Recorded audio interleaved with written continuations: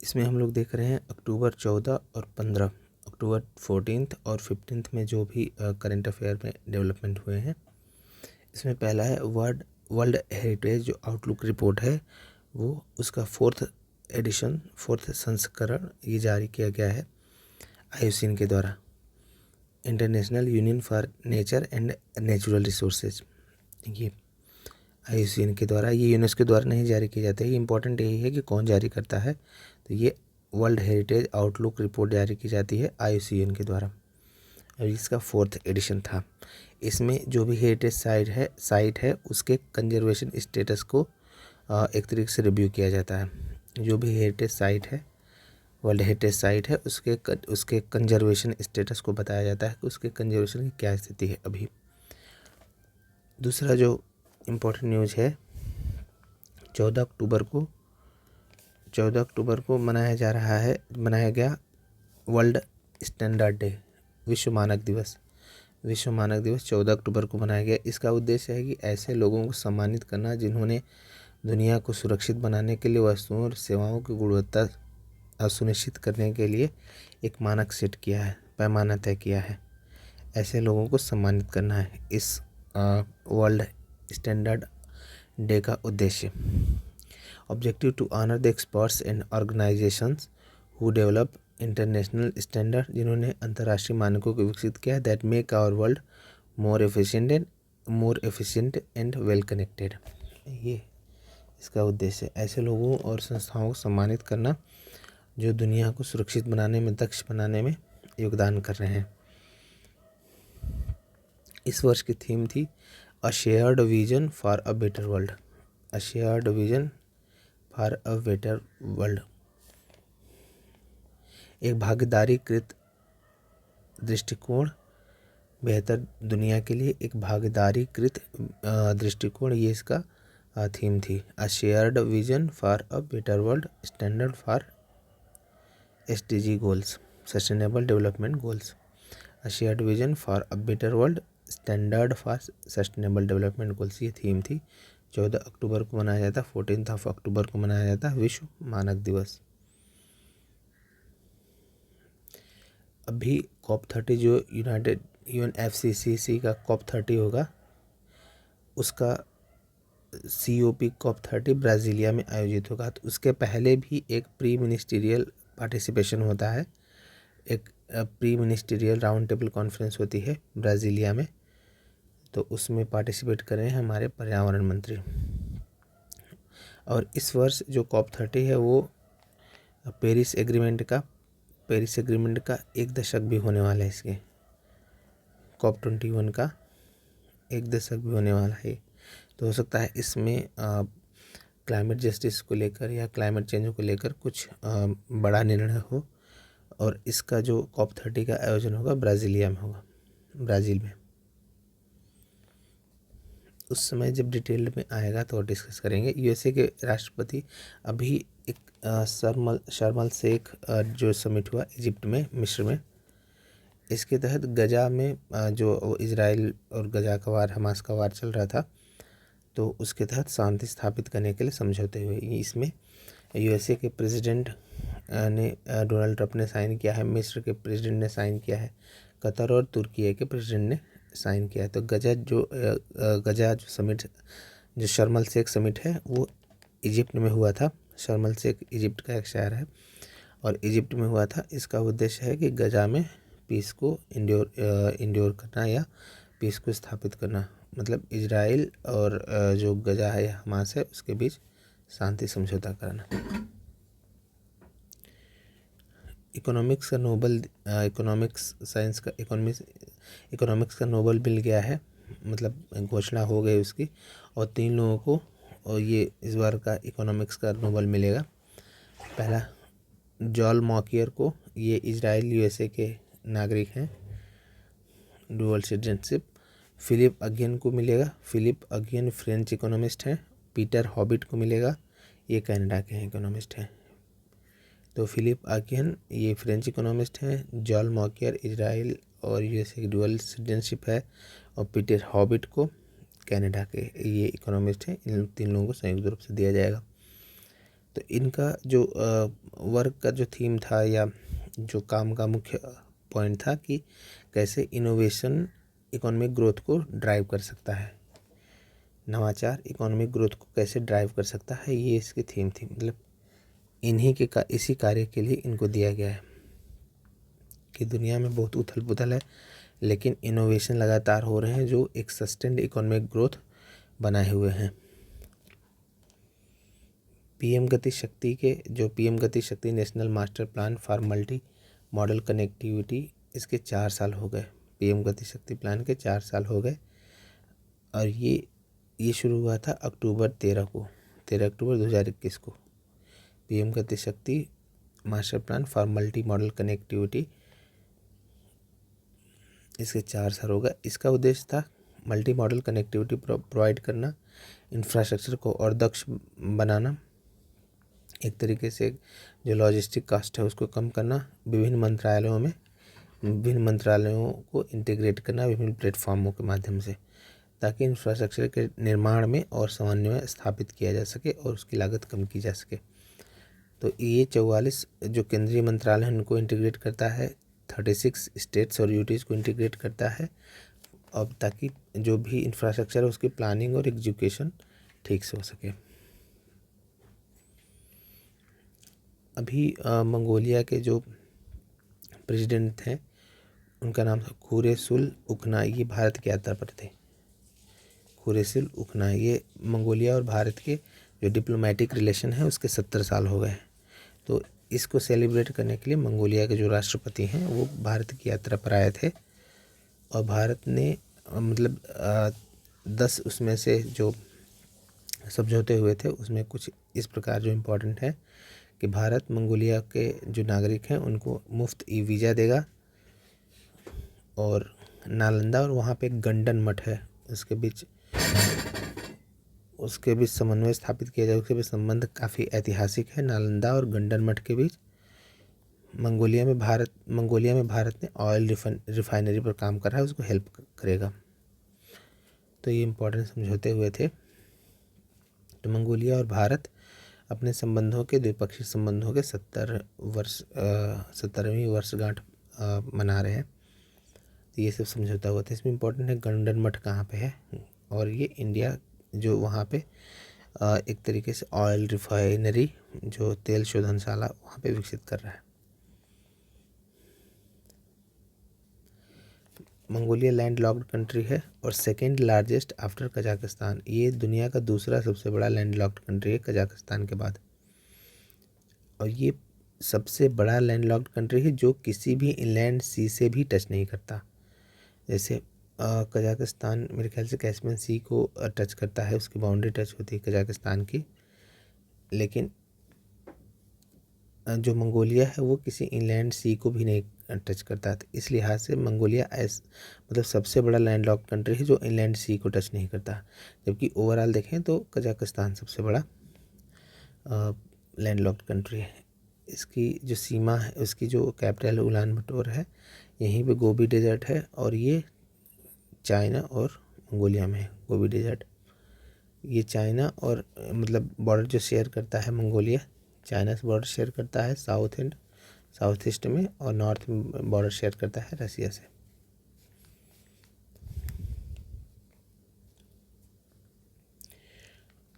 Google Visakhapatnam में giga scale AI centre बनाएगा। ये अमेरिका के बाद भारत मतलब दुनिया में अमेरिका के बाद सबसे बड़ा गूगल का एआई सेंटर होगा अमेरिका के बाहर। इसमें 5 साल में 5 ईयर्स में $15 बिलियन का निवेश होगा। 5 साल में $15 बिलियन का निवेश होगा। It will be a part of companies global network of AI centre across 12 countries. और ये जो गूगल के जो 12 देशों में जो एआई सेंटर फैले हुए हैं उसमें उस नेटवर्क का एक हिस्सा होगा ये। तो गूगल अमेरिका के बाहर भारत में विशाखापत्तनम में अमेरिका के बाहर सबसे बड़ा सेंटर स्थापित करेगा गूगल एआई सेंटर। इसमें 5 सालों में $15 बिलियन का निवेश होगा। ग्लोबल इकोनॉमिक आउटलुक रिपोर्ट आई थी, उसने ग्लोबल इकोनॉमिक आउटलुक रिपोर्ट। तो IMF की वर्ल्ड इकोनॉमिक आउटलुक रिपोर्ट या ग्लोबल इकोनॉमिक आउटलुक रिपोर्ट आई थी। इसमें भारत की, अमेरिका ने इतना टैरिफ लगाया था, उसके बाद भी भारत की जो GDP है, GDP ग्रोथ रेट है, वो 2025-26 के लिए ये 6.6% बताई गई। तो यही इम्पोर्टेंट है कि ग्लोबल इकोनॉमिक आउटलुक रिपोर्ट या वर्ल्ड इकोनॉमिक आउटलुक रिपोर्ट ये द्विवार्षिक रिपोर्ट है। 2 साल में एक बार जारी की जाती है, ये IMF के द्वारा जारी की जाती है। मेडागास्कर में एक सत्ता परिवर्तन हुआ है। वहाँ के मेडागास्कर में वहाँ के जो सत्ता पर मिलिट्री ने या आर्मी ने सत्ता स्थापित कर लिया, कब्जा कर लिया है मेडागास्कर में। मेडागास्कर एक आइलैंड नेशन है और ये गोंडवाना लैंड का पार्ट था। गोंडवाना लैंड ये अभी अफ्रीकन यूनियन का पार्ट है। इंडियन ओशन में है ये जो मेडागास्कर। वन ऑफ द ये 17 मेगा जो डाइवर्स कंट्रीज़ हैं, मेगा डाइवर्स बायोडाइवर्सिटी कंट्रीज, उनमें से 17 में से एक है। इसकी कैपिटल है टाना, TANA या अंतानानारियो। ये इसको ताना या अंतानानारियो इसकी कैपिटल है। अंतानानारियो को ही ताना बोलते हैं। और यहाँ से ट्रॉपिक ऑफ कैंसर पास होती है, मतलब कि मकर रेखा पास होती है। Separated by Mozambique channel. Mozambique और मेडागास्कर को अलग करने वाला जो चैनल है वो है मोजाम्बिक चैनल। मतलब जो मेडागास्कर है वो अफ्रीकन मेनलैंड से अलग होता है मोजाम्बिक चैनल के द्वारा। अलोत्रा एक यहाँ पे अलोत्रा एक लेक है, इम्पोर्टेंट लेक है। ALAOTRA अलोत्रा लेक यहाँ पे। और ये दुनिया का चौथा सबसे बड़ा, 4th लार्जेस्ट आइलैंड है ये पहले फ्रेंच कॉलोनी थी, लेकिन 1960 में इसको आज़ादी मिल गई थी। तो सबसे बड़ा ग्रीनलैंड है, उसके बाद न्यूगिनी है, उसके बाद बोर्नियो, फिर ये मेडागास्कर है। तो मेडागास्कर में आर्मी ने वहाँ की जो सत्ता पर कब्जा कर लिया है।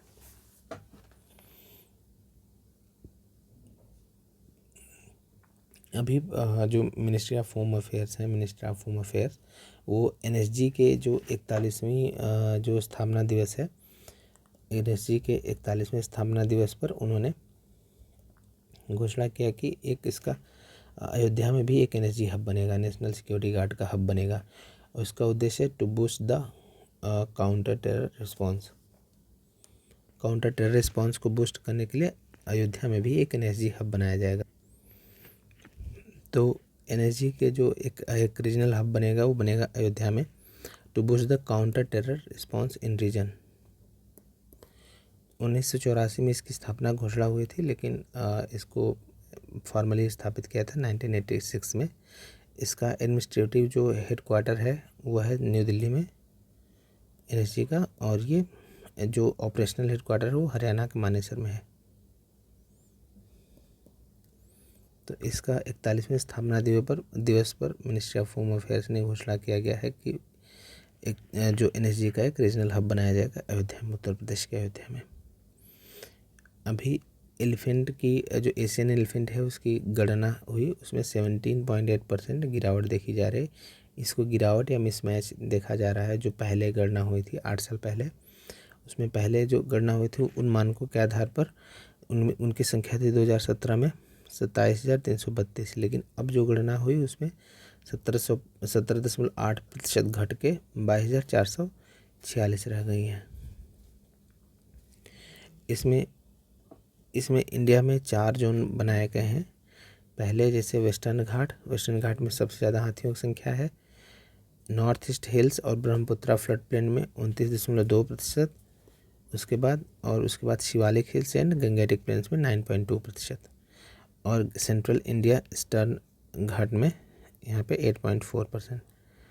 तो 4 जोन हैं। सबसे ज़्यादा शिवालिक में, उसके बाद north east hill and Brahmaputra flood plain में, उसके बाद Shivalik hills and Gangetic plain में, उसके बाद सेंट्रल इंडिया ईस्टर्न घाट में। स्टेट वाइज देखें तो कर्नाटक सबसे ज़्यादा 6,003, उसके बाद असम में 4,159, फिर तमिलनाडु में 3,136, फिर केरला में 2,785, फिर उत्तराखंड में 1,792 और फिर उड़ीसा में 912। जो ये एस्टिमेशन रिपोर्ट थी इसको SAIEE नाम दिया गया है, synchronous all India elephant estimation.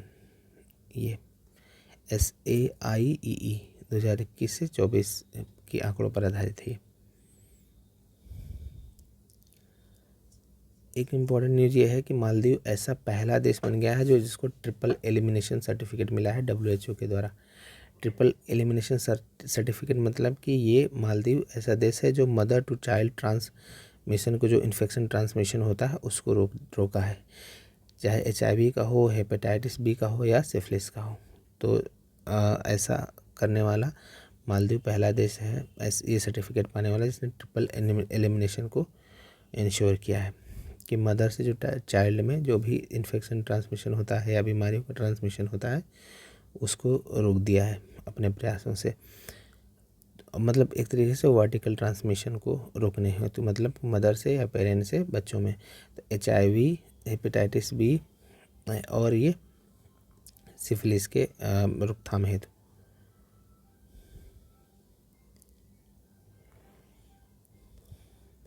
अभी जो SAIEE की जो गणना थी, एस्टिमेशन थी, वहाँ पे हाथियों को लेकर, एशियन हाथी की गणना को लेकर उसका जो आधार था वो टंग डीके था। और इसमें डेटा को ब्लॉक मतलब कि रीजन्स में बांट करके क्षेत्रों को, और वहाँ पर टंग डीके जो उसका जो एक्सक्रेटा है उसमें डीके को देखते हुए, उसमें क्षरण को देखते हुए और ये डेटा के साथ एसिमुलेट किया गया। मतलब कि एक तरीके से जो मेथड्स अपनाया गया है इनके मतलब गणना का, वो है टंग डीके data with sample blocks count. ये मेथड्स था, विभिन्न ब्लॉक्स बना देंगे, उसी में सैंपल को काउंट करेंगे।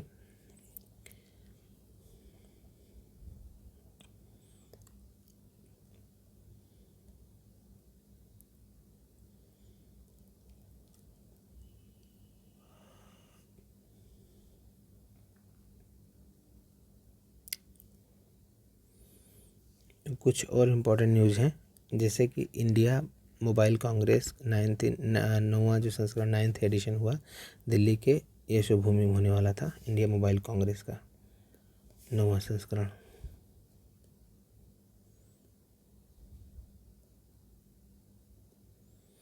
इंडिया मोबाइल कांग्रेस का 9वां संस्करण दिल्ली के यशोभूमि में।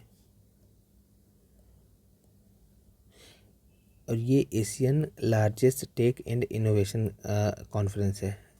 टेक्नोलॉजी और इनोवेशन से जुड़ा सबसे बड़ा कॉन्फ्रेंस है ये, जो आयोजित किया गया था। ये डिपार्टमेंट ऑफ टेलीकॉम और सेलुलर और ऑपरेटर एसोसिएशन ऑफ इंडिया के द्वारा, डिपार्टमेंट ऑफ टेलीकॉम और cellular operator association of India के द्वारा दिल्ली में ये कॉन्फ्रेंस हुई थी, एशिया की largest tech and innovation conference, जिसको नाम दिया गया इंडिया मोबाइल कांग्रेस। ये दिल्ली के यशोभूमि में हुई थी। ये 9वां संस्करण था। इसका ऑब्जेक्टिव यही है कि दूरसंचार एवं उभरती जो प्रौद्योगिकी के नवीनतम संस्करण को प्रस्तुत करना। मतलब उसमें नए नए चैलेंजेस क्या हैं, नई जो टेक्नोलॉजी कौन कौन सी इमर्ज हो रही है, उसको प्रगति, उसमें जो भी एक तरीके से जो प्रोग्रेस है उसकी समीक्षा करना। और इसकी जो थीम थी वो था नवाचार से रूपांतरण, ट्रांसफॉर्मेशन थ्रू इनोवेशन। ये थीम थी इसकी। एक डेटा यहाँ पे इम्पॉर्टेंट है कि यहाँ पे उसको बता सकते हैं कि फिनांस मिनिस्ट्री ने कहा है कि गवर्नमेंट ने DBT के जरिए 4,31,000 करोड़ को सेव किया है। डायरेक्ट बेनिफिट ट्रांसफ़र के जरिए जो लीकेज है उसको रोका है, और उसकी जो पूरी जो कॉस्ट है वह 4,31,000 करोड़ ये बचत हुई है गवर्नमेंट की। गिफ्ट सिटी में, जो गुजरात गिफ्ट सिटी में है, गुजरात में गिफ्ट सिटी में विदेशी मुद्रा निपटान प्रणाली का शुभारंभ किया गया है। गुजरात का गिफ्ट सिटी अहमदाबाद में ये विदेशी मुद्रा निपटान प्रणाली भी वहाँ पे शुरू हो गई है।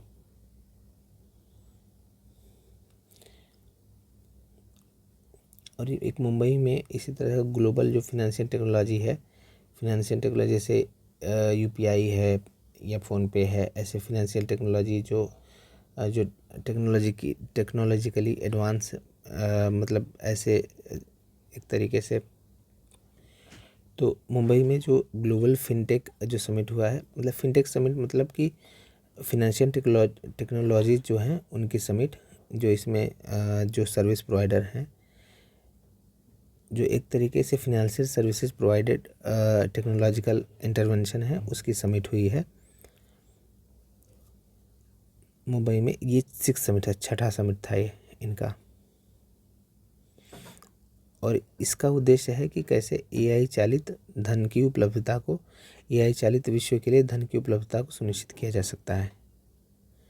तो ये इम्पोर्टेंट उतना नहीं है, बस आप ये देख सकते हैं कि ग्लोबल फिनेंशियल जो टेक्नोलॉजिकल समिट, टेक्नोलॉजी समिट कहाँ पे हुई थी, ये मुंबई में हुई थी। तो आजकल एआई ड्रिवन वर्ल्ड है, दुनिया है, उसमें फिनेंशियल टेक्नोलॉजी जो कंपनियां हैं उसमें क्या रोल प्ले कर सकती हैं और कैसे जो तकनीकी हस्तक्षेप से फिनेंशियल सर्विसेज को बेहतर बना सकती हैं। अब ये ऑर्गेनाइज किया, और इसको ऑर्गेनाइज किया गया था एनपीसीआई के द्वारा, national payment corporation of India, और फिनटेक कन्वर्जेंस काउंसिल के द्वारा।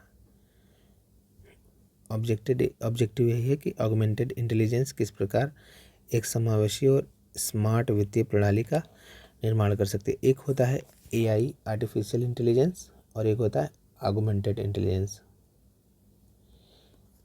इसमें अंतर यही है कि ये इसमें ऑगमेंटेड इंटेलिजेंस में मानव को केंद्र में रखा जाता है, मनुष्य के जो विचार हैं, भाव हैं, उसको केंद्र में रखा जाता है। और ये पूर्णतः मशीनीकृत है एआई। और ये ऑगमेंटेड जो संवर्धित बुद्धिमत्ता है उसमें मानव को केंद्र में रखा जाता है। कीर स्टारमर जो यूके के प्रेसिडेंट है, यूके के प्राइम मिनिस्टर हैं, उनकी भारत की पहली यात्रा हुई और भारत और यूके व्यापक रणनीतिक भागीदारी में हुई प्रगति का समीक्षा किया इन लोगों ने। इन्होंने जो विजन 2035 साइन किया है, तो इंडिया और यूके के बीच विजन 235 साइन हुआ है। अभी कीर स्टारमर की जो फर्स्ट विजिट थी इंडिया में जब हुई थी, तो इंडिया और यूके के बीच विजन 2035 साइन किया। इसमें जो व्यापार रणनीतिक भागीदारी को लेकर जो भी प्रगति हुई उसकी समीक्षा करेंगे लोग, और 2035 तक लक्ष्यों को तय किया है।